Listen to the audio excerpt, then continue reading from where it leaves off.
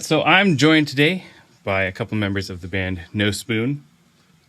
I had to look up how to pronounce it because I kept wanting to say Nospun. I'm sure you get that occasionally. Oh, yeah. They put out a really incredible album last year called Opus. Kind of came out of nowhere for me, and I really, really enjoyed it. So thanks for joining me. Why don't you introduce yourself and what you both do in the band? Oh, my name is James Nelson, and I play all of the guitars and I guess some keyboards and extra percussion and stuff like that. My name is Cole Millward. I'm the bass player, and I'm also sort of our primary audio guy, doing the recording and mixing and mastering and stuff. So yeah, and we both participate in the songwriting as well. Is there is the songwriting collaborative overall, or is there one of you that's more of like a main songwriter? Mostly collaborative, I would say. Yeah, we kind of have sort of different responsibilities within that collaboration. There's things that each of us sort of specialize in a little better.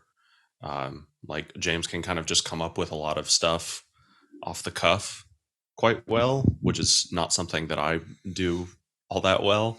But I feel like I tend to specialize a bit more in like the structure or the flow of a song. So it's almost kind of like he comes up with more of the ideas, and then like me and Phil, our vocalist, sort of structure it all into how the song will actually play out from beginning to end.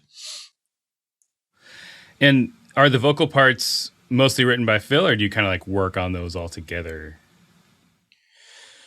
I'd say in this instance, it was something we worked on together. Yeah, that part tends to be pretty collaborative as well. I mean, even just yesterday, like while I was just driving in my car, I was working on some of our next stuff, and I was coming up with vocal parts and lyrics and stuff, which is more or less like how it went for the last album as well. We would, all sort of come up with lyrical ideas and bring them to the table. And rare is it that like just one of our vocal ideas is what will make it to the final product. Like in all likelihood, I will take the ideas that I came up with to the group when we do sort of a group writing session. And we'll all sort of pick it apart, but take those ideas and come up with the sort of best version of it, which is what will make it to the final one. So are you guys, when you're writing, are you writing by yourselves, or are you actually sometimes in a room together, like actually jamming and writing? I'd say a mixture of both. The last album, well, for Opus, that was mostly something that our former keyboardist Cole and I sort of worked on together. But a lot of the songs had like extended sections that were written before the album as kind of like other ideas that were going to go towards other things, but we end up using here. For the new stuff, it's been almost completely collab, right? Yeah, I'd say so. Yeah. I mean, typically it's like we'll get together and we'll look at where we're at with a song so far and sort of try to envision what the next bit is. And that's where James will typically be the one to start coming up with stuff, and until we find sort of what feels like is right to come next. That said, inspiration still strikes us, each of us individually, at completely random times throughout the week. Mm-hmm. So it's definitely not unheard of for James to send us a video of him playing a particular guitar riff or chord progression, or for me to just be out and about and hear like a particular melody or chord progression in my head and like sort of hum that into my phone so that I'll remember it later. So, and then usually we will then take those ideas and come back to the group. Like we're typically not, we don't sort of have the individual autonomy to be like, oh, I just came up with an idea, I'm going to start writing a song for us. because like everything usually kind of goes through a group approval process for the most part. Yeah. No, that's cool. I feel like these days, I mean, obviously, back in the day, that would have been how most bands would have done it. But now it's like a lot of times there'll be like one person, because everyone's separated or they can't get together and jam. It's like just writes everything and then sends it to everyone else. So that's fun. And I guess I feel like I can tell when I listen to the album that there is a lot of that interplay, because each of you kind of get your moments to shine, throughout a song. So, and it's especially, I think, important. I think it's important to all of us, but it's especially important to me that we do like that every member does kind of get the chance to go over these parts with a fine-tooth comb, because it makes it so that what each of us plays in the end is what complements all of the other parts. Because when we were younger, the type of stuff that we wrote was a little more like, oh, cool, I hear that you've written a cool guitar riff. Now I'm going to write a cool bass riff that'll go under it, and both parts individually will sound cool, but like, who knows if they'll go well together. We did not care at all. Yeah, it was not wasn't great. It wasn't cohesive in that way. And like past a certain point, we started really actually listening to each other, sacrificing a little bit of ego, right, for the greater good of the song. So, I know certainly it was a big growing point for me, is when I started out playing bass. It was very much with this like mindset of like, I'm going to play great bass parts. I was pulling that sort of like John Mayung from Dream Theater influence, or Billy Sheehan kind of influence, and both of them are like really stellar, players. But then past a certain point, I think I was like, I think the most important thing for me to do in this section is to shadow what the guitar is doing, like play what the guitar is doing, just an octave lower. And now that's kind of the standard for me, at least. Like most sections, if there's a guitar riff going on, I'm playing the same thing as the guitar riff, because that's what makes the guitar riff sound the beefiest, like the most huge. Which doesn't mean that I won't branch off and do like my own thing in spots. There's plenty of places all over Opus where the bass gets to do that. So it's a best of both worlds situation, I feel like, because I do get to have my moments, but otherwise I get to play all the cool guitar riffs as well, just on bass. And the end result just ends up sounding really thick. So no, that's great. And that's something I actually try to tell my students, that I have a number of students take songwriting lessons with me, and that's one of the biggest things, because I did the same thing when I was younger. It's like I would write 4 cool parts and then stitch them all together, and you end up with just this mess, especially at like in a mixing sort of stage. And it just makes so much more sense to like double parts in a lot of cases, because it's just going to sound bigger and every part's going to come through more, Totally. Mm-hmm. And in this kind of music, you're all going to get your chance to shine at some point.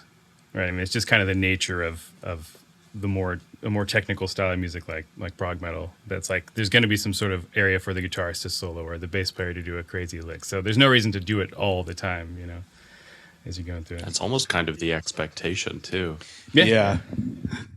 Like it's not even just a an assurance for each of us that like, okay, you'll get a moment to do a cool bass lick, you'll get a moment to do a drum solo. It's like, you're gonna have to. Yeah. So be prepared for it. There will be a bass solo somewhere, so figure it out. Yeah, that was. I don't think he'd mind us talking about this. Our former keyboardist who helped us write Opus, he wouldn't call himself like a shreddy keyboard player.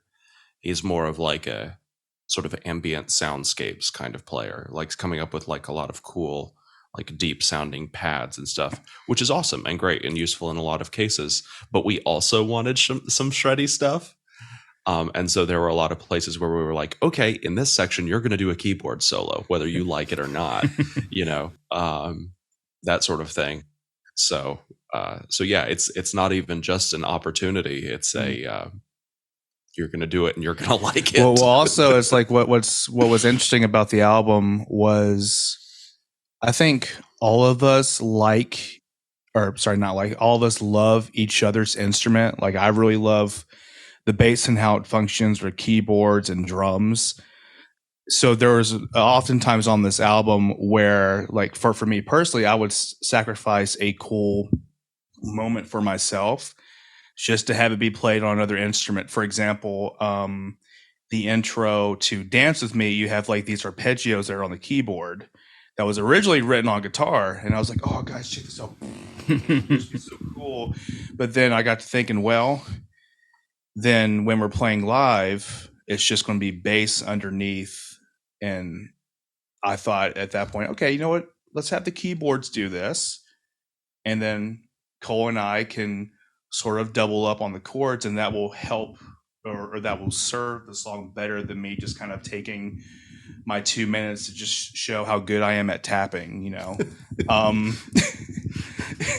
And I think that's the right thing to do, is to sort of, you know, serve the song as best you can. So Agreed. What do you think, Minnie? No, it's great. I think that shows a level of songwriting maturity to be willing to like sacrifice your own parts.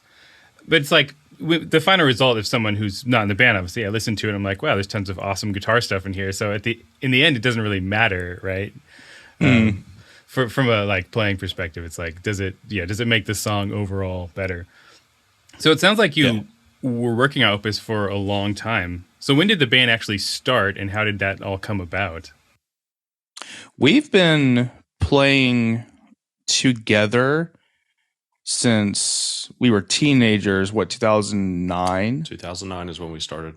And then this was under a completely different name and musical direction. I don't think Paul joined the core group, which is us plus Paul and Phil, until 2010 or early 2011.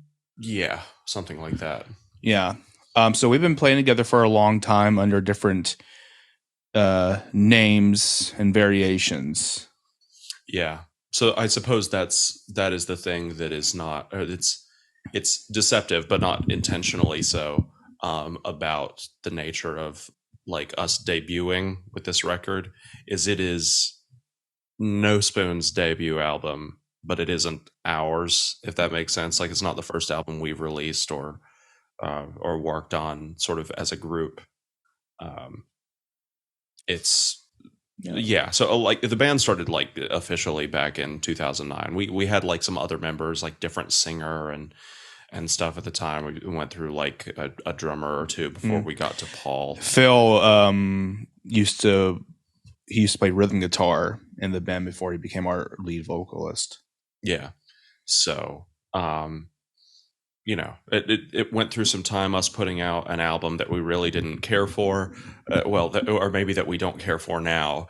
You know, our first, you know, outing, of course, it's not going to be your best. And then we put out like an EP that was our first time actually recording ourselves, like self-producing. And that one was like musically better. We enjoyed it a lot more, but it was our first time mixing something, so the production quality isn't as good. And so then this one, starting in like 2016 was when we started working on this one, on Opus. And then I guess it was 7 years from start to completion. So yeah, it was a while. Yeah, that's a long time to work on one album. But I think the end result kind of shows that, though, because you're right. It, like, you think when I heard it, I was like, oh, debut album. You know, there's kind of something that comes with it. You think like, oh, it's going to be like, maybe there'll be a lot of potential, but it's not quite, you know, focused there yet. But I listened to it and I was like, oh, this sounds like a band that's been together for a while, and so that makes total sense to say that you've been making music for that long. Yeah, we've kind of been through those early stages, kind of like what I was talking about earlier, where you know, we are writing like less mature parts. We've been through that. We've been through the experience of making an album that we don't look back on with pride. We've been through the experience of starting to record and mix and having something that production wise we don't look back on with pride. And so now we've arrived at this where it's like, okay, we know what we don't want to do because we have like regrets from from an earlier stage. So let's do everything we can to avoid having that regret about this album. Let's put in all of the time to make sure that the music is exactly what we want. And I mean, like, note for note, everything is exactly what we want it to be. And that the mix is also everything we want it to be. And that, you know, there were many times that we wanted to fall into the trap of like, okay, well, let's set ourselves a goal for releasing it by this date, you know, and we failed several times. We we always came around to like, you know what, that's a bad idea. We shouldn't do that, because if we do, you know, we either run the risk of just disappointing ourselves by not meeting that deadline, or by putting out something less than what we want it to be just to meet a deadline. So instead it was like, no, we'll release this when it's ready. Mm-hmm. You know, it's eventually what we sort of came around to. Yeah, I think that's the right approach. You didn't have any like label pressure or anything, like no one forcing you to put it out. So you might as well take a little bit extra time and make it perfect. I think it makes total sense. Exactly. Mm-hmm. Yeah. So you did all of the production yourself? Yes. Correct. Does that include everything? Was does it include mastering too? Mm-hmm. Mm-hmm. Yeah. I know, sort of going a little bit against the grain of what No, you're it's supposed fine. to I mean, do. honestly, the album sounds incredible. And that's why I'm curious, like, you know, if you're doing it all in house. So, where I'm assuming you did guitars and bass just kind of in your home studios. Did you go somewhere for drums, or do you have a space for that too? So drums, let's see. So this album is a real sort of testament to doing the most that we possibly can on like the tightest budget. So you're correct. Guitars and bass were largely recorded just in our houses, because it was, you know, mobile rig. I had my laptop with Pro Tools that we were recording to. Guitar was an Axe FX2. Bass was all DI, so obviously that's easy enough to do. Drums, because we didn't have the budget to go into a studio for it, and we didn't yet have the equipment to do it ourselves, like to set up mics and whatever in Paul's drum shed. We did something that I've been like messing around with for a while, which is we filmed the drum performance. Like, so a lot of the drums were actually like sort of recorded, if you will, by a drummer by the name of Rain Rumpel, who was he was our drummer for a few years while Paul had stepped down for health reasons. He was having like really bad health stuff that was making it so he couldn't really participate in band activities. So he stepped down. We brought in Rain, who did most of the drums on the album, and then towards the end we had, you know, some lineup changes. Rain left, Paul came back and sort of finished out the last little bit. And the way that we did that was we filmed Rain, or Paul as it would be later on, and then from the video I recreated those parts using drum samples. Which is sort of also not the usual way that you use drum samples. No. I figure usually it's like you either program it from your brain or you use like an electronic kit to get the MIDI in there. But the funny thing is, I actually feel like doing it this way, doing it sort of by sight and sound from a video, you actually end up with something way, way more accurate. Much more tedious. Yeah, I was gonna say that sounds super tedious. It took a while. It took a while. Yeah. I mean, it's something I've been doing for a while, and so I've gotten quite fast at it. For what it is, but it allows me to like actually use my ears to be like, okay, right here they're doing like ghost notes, and so obviously the velocity on those hits needs to be so much lower. So I'm kind of matching what I hear with the drum samples to what I'm hearing in the actual video. And so what you hear on the album is the drum parts that were actually performed at one point. They were just recreated using drum samples. And the library that we used was Get Good Drums Invasion library, because it's their biggest one. Yep. And, a prog album needs a big kit, right? So, but then, so yeah, it was programmed with the intention to sound as real, as close to the original performance as possible. And then it was because those drum samples allow you to use them like in a way that they're fairly raw. They were mixed as you would mix like a real drum kit. So as close to real as we could get on a budget. No, I get it. I use Get Good Drums too. I don't have Invasion, but that one does have, that has the most like cymbals and, tom options and all that. Totally. That's super interesting because, I mean, in a modern metal record, most of your drums, even if they're played live, are going to at least be enhanced pretty heavily by samples. So it's honestly not that much different probably in the end result. Because you still actually have like the real performance because you're watching it. But yeah. And I mean, you have albums like, I think of Meshuggah's Catch 33, where the drums were entirely programmed using their original like drum kit from hell, like the tune track thing or whatever. And I think what really helps that, what makes people feel a little, more comfortable with that in their soul, if you will, is the honesty about it. I feel like as long as no one's trying to like hide what it was, so I think they were honest about it. They were like, yeah, the drums on this are entirely programmed just because we decided that's how we wanted to do it. And I kind of feel like you'd be hard pressed to find a Meshuggah fan that's like, yeah, Catch 33 sucks because the drums are programmed. Like, no, it's a great album.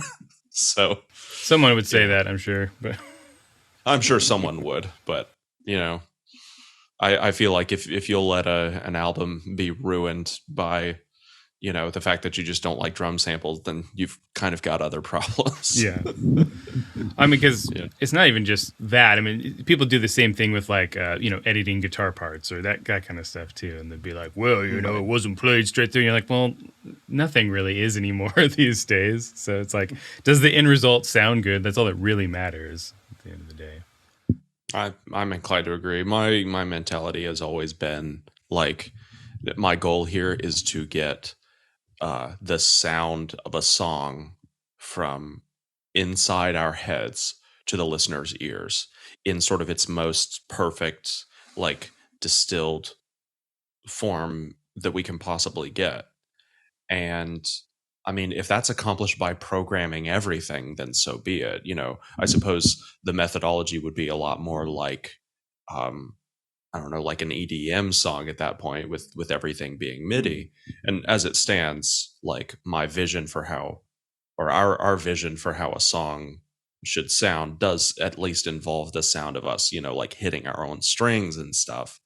And, we do actually want to, like, hopefully with the next record, get some mics on Paul's kit and record it live. Yeah, we've been messing with that recently. There's actually a one take drum playthrough on our YouTube, and that was our first time actually, miking up his kit and using the raw samples, right? Or was that the Ozai? The Mecha drum thing? We had done a video with him several years ago as our first time. This was but this was our first time like sort of trying to do it and make it sound more or less like as good as the samples as the album on the album.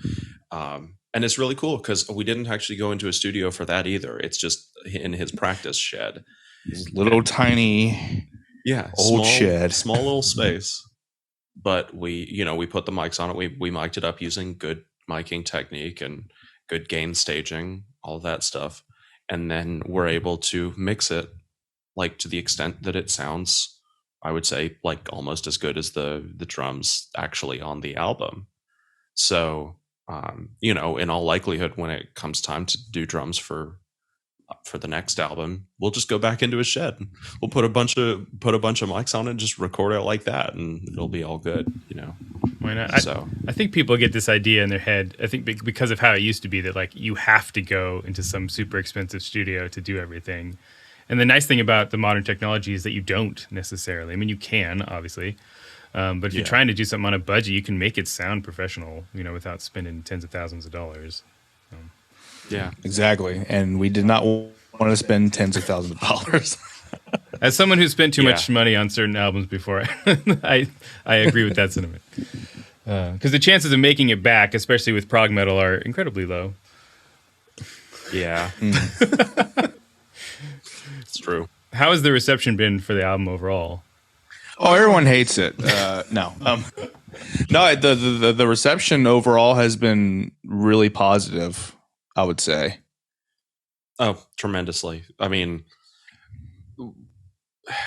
we've got. I mean, and so like on most of our you know social media, which thus far has been really the only way for us to interact with our listeners, since we haven't actually gotten out yet and performed live as Nospun. You know, obviously we've got comments on our posts and people who will message us individually telling us they like really like the album. One of the most sort of entertaining places for us to see how people feel about the album really has actually been Reddit. Okay. Yeah, actually, yeah, that makes Because, sense. Yeah, for you know, for what it is, you know, Reddit is a very special place. But generally, people will be honest on there. You know, they're for better or worse. And in our sort of initial, like when we release the album, you know, we're posting it all over everywhere, just that we have access to, just cause, you know, we just put out an album, let's try to attract some listeners. I posted it in the like r/prog subreddit.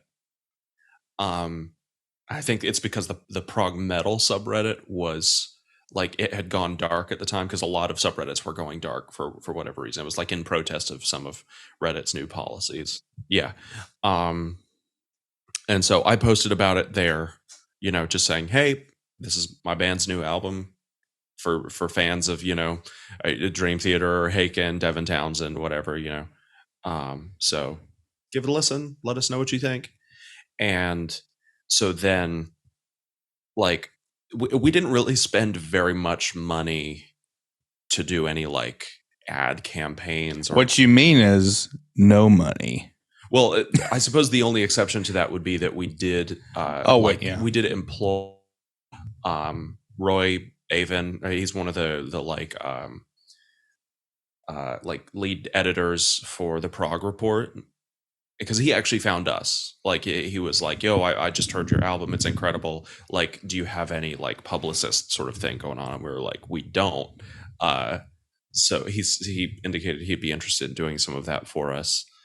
And so we did technically like pay him just for a couple months worth of like doing press releases and stuff. So I would say that is the extent to which we paid for any kind of promotion. Everything else was just us posting in places and it gathering sort of organic support. So when it comes to Reddit, like we just posted there, and people would begin to just find it over the course of the next several months gradually. So when we released the album, it wasn't like an explosion of popularity. It was a slow burn. It was people finding it like 2 months later, and they're like, yo, this got released 2 months ago and I didn't hear about it. Like, this is, you know, and saying that they really loved it and everything. And so it eventually got to this point where people were regularly posting on the prog metal subreddit saying, I just discovered this band and I love their new album. And, you know, people commenting underneath saying, yeah, I love it too. And all this stuff. And it's now gotten to the point, and we see this, we'll go on there and lurk every once in a while. But we've got people on there who our name was popping up so much in the prog metal subreddit that some people were getting pissed. Some people were like, why does everyone keep posting about this band? Like, these were people who didn't really like care for the album all that much. right? Who maybe thought that the lyrics were cringe or that we sounded too derivative of Dream Theater or something like that. They'd be like, the album doesn't do much for me. But they would just get so mad that other people were posting about it and enjoying it, like to the extent that there are some people on there who like have conspiracy theories about it, like that it wasn't organic at all, that we were actually like signing in with alt accounts and like promoting our stuff pretending that we were other people, and we just weren't. So that's like the funniest thing to us, like that there are people who see our sort of like the popularity that the album has achieved, and they're basically saying there's no way that this can be achieved organically, so it has to be cheating, there has to be foul play. And that is the most entertaining thing for me. That's so funny. It's wild. Yeah, as if like this small prog metal band is like somehow getting too much recognition or something. Yeah. Also, like, I don't know, just as sort of my own response to that, like, you can, I'm sure, like, even if we did do that, I'm sure we wouldn't be the first people to do it. But also, I kind of feel like you have to have something to show in order for that to work. You know, like if you're going to log in and pretend to be someone else and talk up your album and everything, if you don't have a good album, no one's going to care anyway. It's not going to work as a way of bringing people on board. You still have to have like an album that other people are going to enjoy. Like, because have you really accomplished anything if you're just creating all of these alt accounts to pretend to be your own fans and that's all you have? No, your goal in the end is to bring on fans. And I think in order to do that, like, no one becomes a fan of a band just because other people say, you know, this is a great band. Like, people become a fan of a band if they enjoy the music, regardless of how they get into it. So that, to me, that's been the funniest part of the reception is the conspiracy theories. It's like someone cares so much that someone else likes a band that they have to post about it. It's like, well, if you don't like the band, just don't listen to it. Like, no one's forcing you to listen to it. I don't get it. Yeah, but it's overall, you know, it's been positive. All of the reviews that we've gotten have seemed pretty positive. We've made some top 10 lists, which is wild. So yeah, we're pretty happy about it, I'd say. Actually, how I discovered it was kind of along the same lines, because I have a Discord channel for my YouTube channel, and there was like a number of people over there, 3 or 4, maybe even more, that mentioned your album like quite a few times. And like, I don't have a ton of time to listen to new music. I was pretty busy, but I was like, okay, enough people are mentioning this, like I should go check it out. And so I was like, oh, this is awesome. So kind of the same sort of deal along with that. So some of them, tell them thank you for us. I will, and I'll they'll be very happy to see this once it comes out. I know for sure a few of them, your album was on their top 10 lists for last year too. So, yep. So you mentioned you had a keyboardist before. Was the keyboardist, how much of his work was actually on the album? How much did you do yourself, keyboard wise? Would you say like it was like a 70-30 sort of thing? Like he did about 70% of it, and then we finished out the other 30%? I'd say, yeah, probably something in that ballpark. 70 to 75 was something that he did. Yeah, a lot of the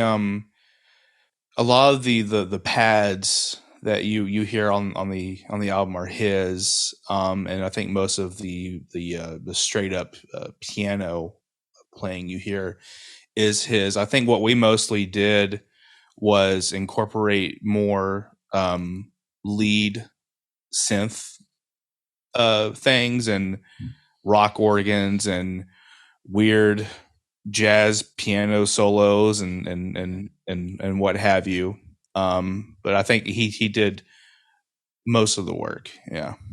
Yeah. He had done, like, as part of the writing process, we went through and maybe this was sort of a flaw of the process that we that we took, like as we were writing the songs, a lot of it kind of ended up being like, okay, you'll play this on guitar and I'll play this on bass, and that works well together. Cool. What happens in the next section, right?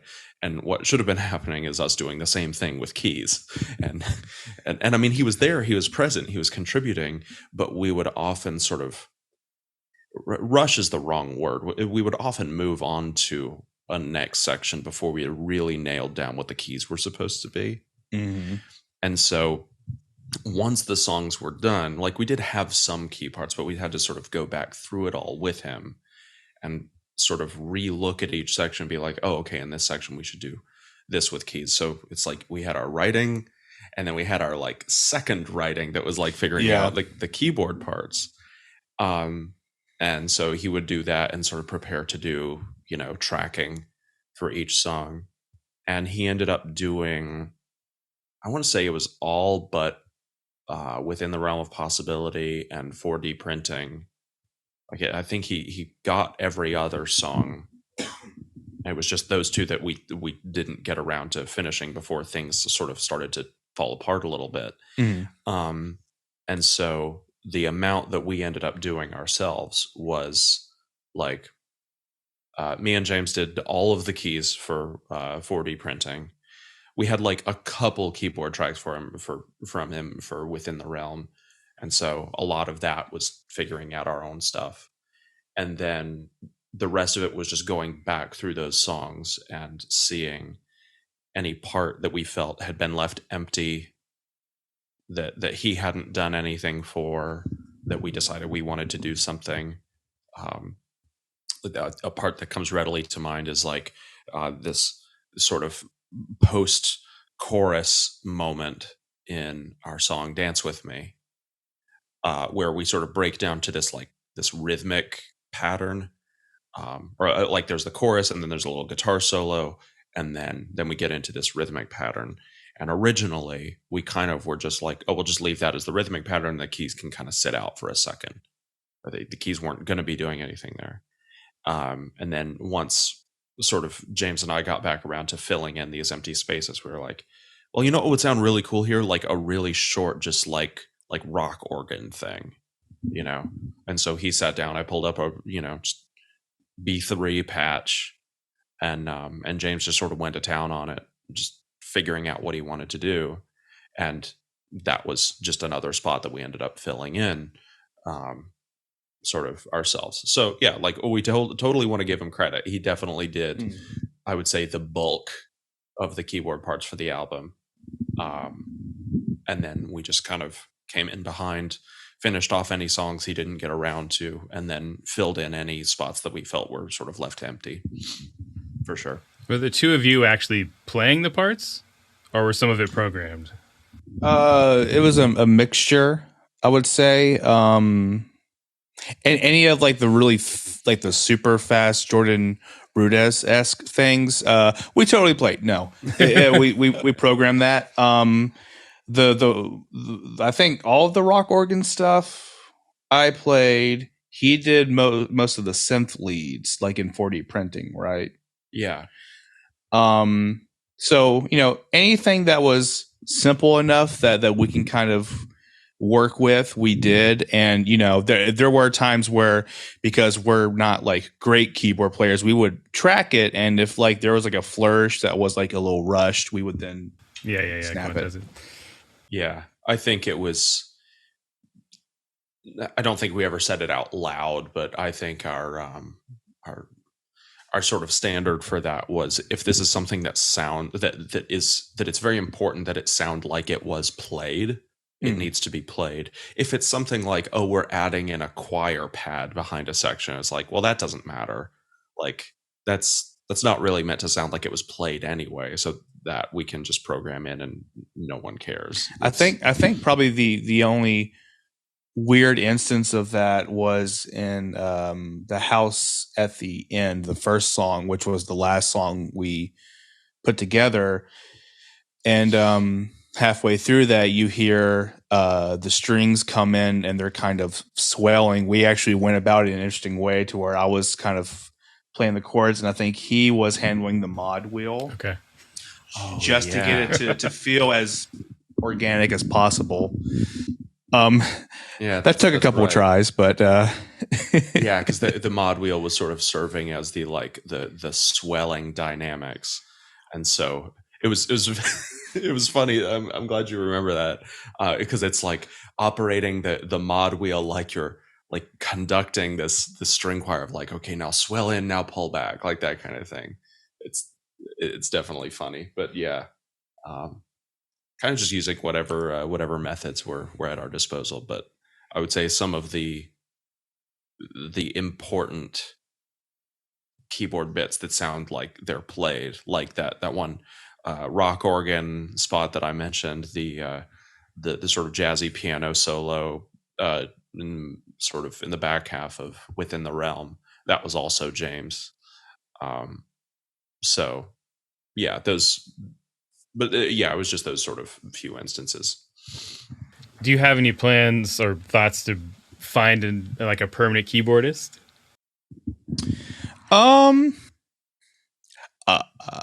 Well, if it's one of those things where like if someone crosses our path that we know can handle the parts and more, like they would need to be like way better than us. Yeah.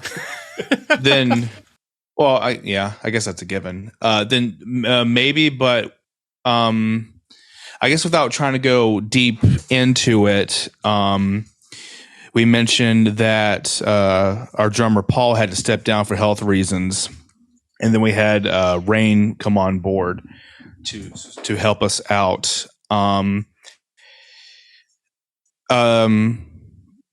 The actual music for the album was probably finished in a little over a year.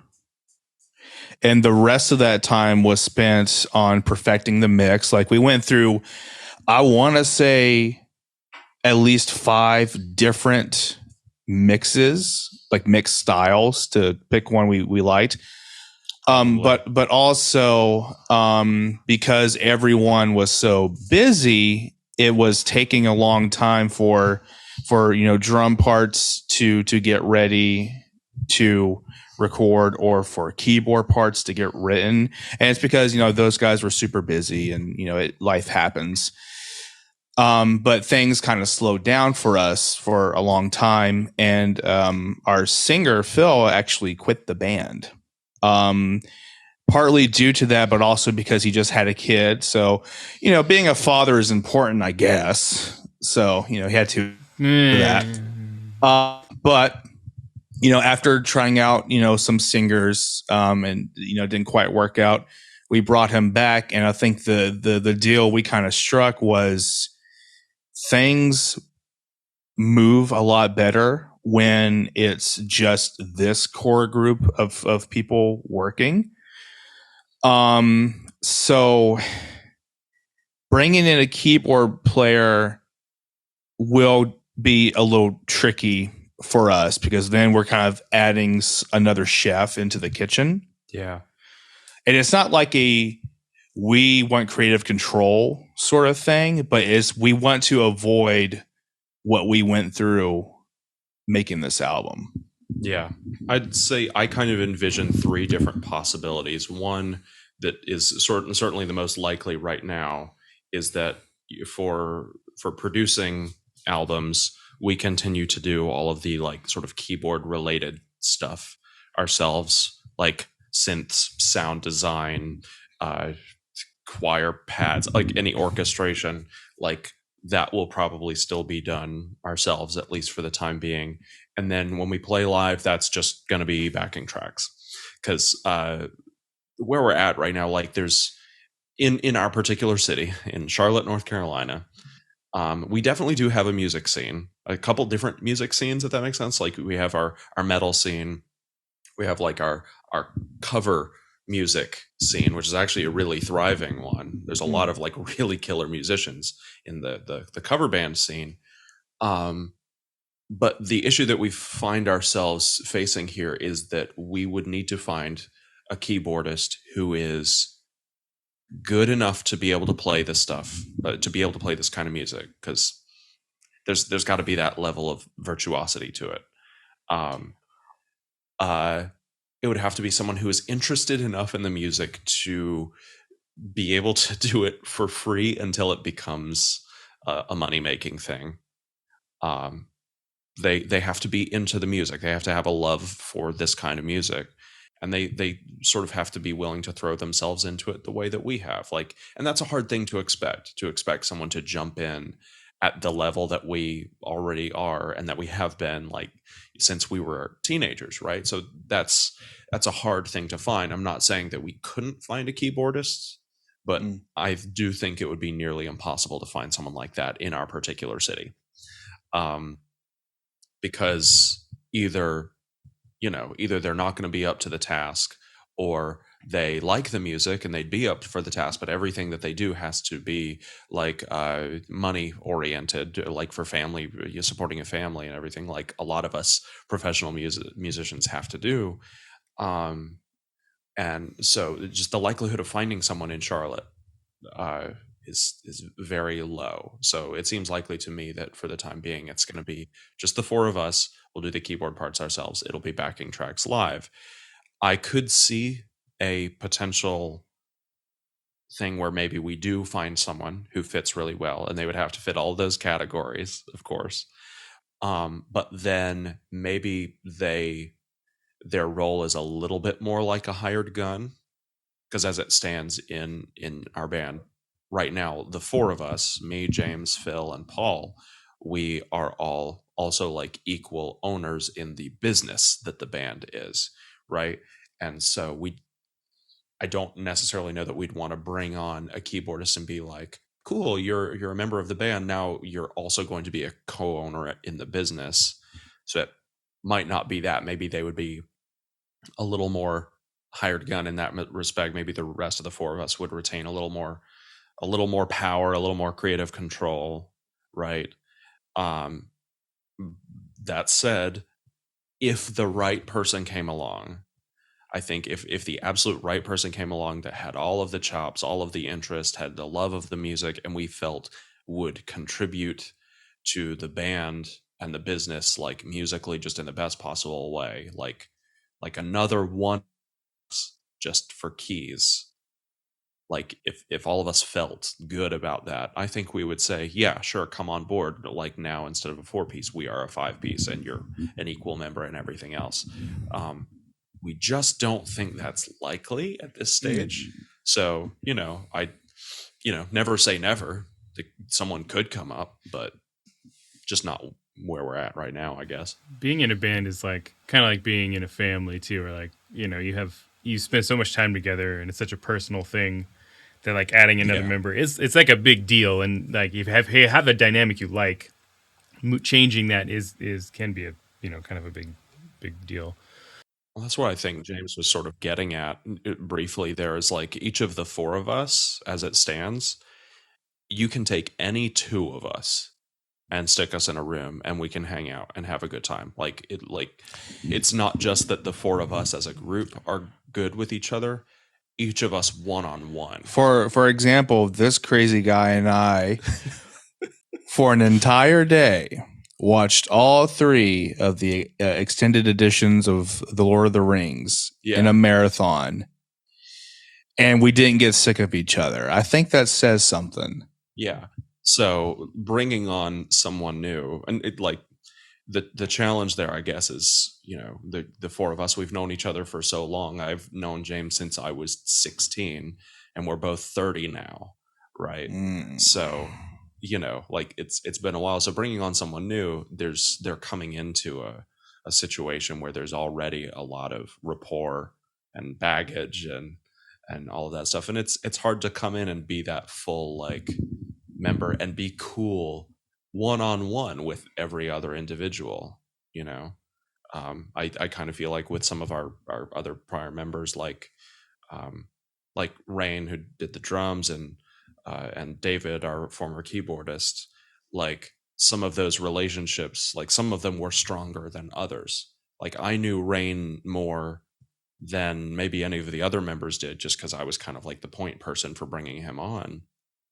And so I could hang out with him, sure, but I don't know if like it would have been quite as comfortable him hanging out with Phil,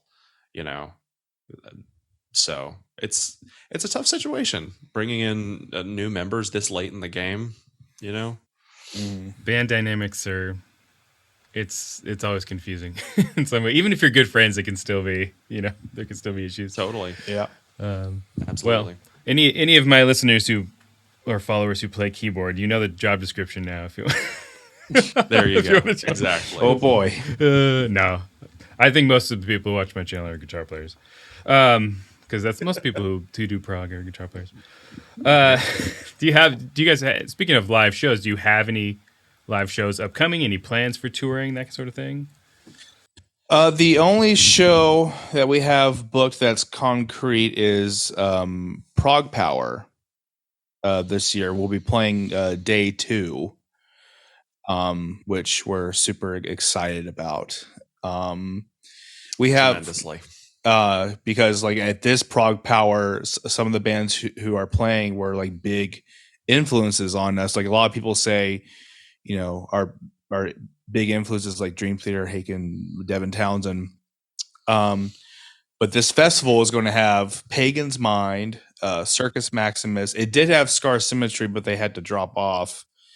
The guitarist from Andromeda is playing with Dark Tranquility. So it's just and Leprous and Leprous is there. So no pressure at all. So that one's a huge deal for us. But that's the only concrete date. We're currently in the rehearsal stage, trying to make sure that our in-ear rig that we're constantly modifying. In fact, we just made modifications yesterday. Yeah. We're trying to make sure that that's concrete and foolproof, and then also making sure that we're tight as a band before we go play, because we haven't played. The last show that we played together as a band was in 2018, and that was under a different name. So we want to make sure that when we get out there, we don't suck or disappoint people and all that. So yeah, there are definitely some people that we're talking to about like putting together some shows before Prog Power, because I don't think any of us really want Prog Power to be our first show as Nospun. That's just, I mean, don't get me wrong, that would be like the biggest like that's a lot of pressure, a very ballsy move. yeah To be like, hey, our very first show as Nospun is playing this big old prog festival and opening the show, no less. But I think realistically we want to have more stage time under our belt, since it has been a number of years since we've been on the stage with this particular group of individuals. And so, yeah, we're working on a couple like more like local shows for us, just to get us back into the swing of things before Prog Power, for sure. Well, you're talking about trying to play super complicated music too. You're not just like playing pop songs, right? So, and there's gonna be a level of nerves at a big festival like that too. So hopefully you can get some of those out by doing a smaller show before you. Totally. Yeah. Exactly. Cool. All right. Well, I won't keep it much longer. Where can people find you, your album, all that kind of stuff? So we are on. I think Bandcamp is probably sort of the main like hub for where all of our music stuff is right now. So, I mean, our Opus is out and available to listen to on like all streaming platforms, as it would be most. You can buy our album digitally on Bandcamp. That's probably the best place to do it. I suppose technically you could do it on Amazon Music or iTunes or something like that, but we won't get as much back from that. So if you're going to buy the album, buy it on Bandcamp. In addition to that, we do have physical CDs for the album now, which we didn't have for a very long time because we wanted to gauge interest, and there was plenty of interest. So now we have CDs. I think we've got like something around 50 signed ones left. So for anyone who, really wants a signed copy, they're there. Let's see. So yeah, Bandcamp, that's probably like the most direct place that people can support us monetarily if they would like. We're on all the usual socials. We're on Facebook, We're on Instagram, TikTok, We're the most app formerly Twitter. we're most active on Facebook and Instagram. So if you want to Definitely. message the band for any reason, that's where we'll respond. Yes, they responded to me very quickly, by the way. So that's a good Yes, place we're to still reach small out. enough of a band where we will answer messages as we Personally see reach them. out. Yeah. Exactly. Do you have any other merch, or is it just CDs at this point? Just CDs are. I think our next step is to make t-shirts. So we're kind of playing around with some designs, but we're definitely going to have like an album art t-shirt. Knowing us, we're probably going to have a couple of goofy t-shirts out there as well. Yeah. And we are still figuring out what we want to do for vinyl.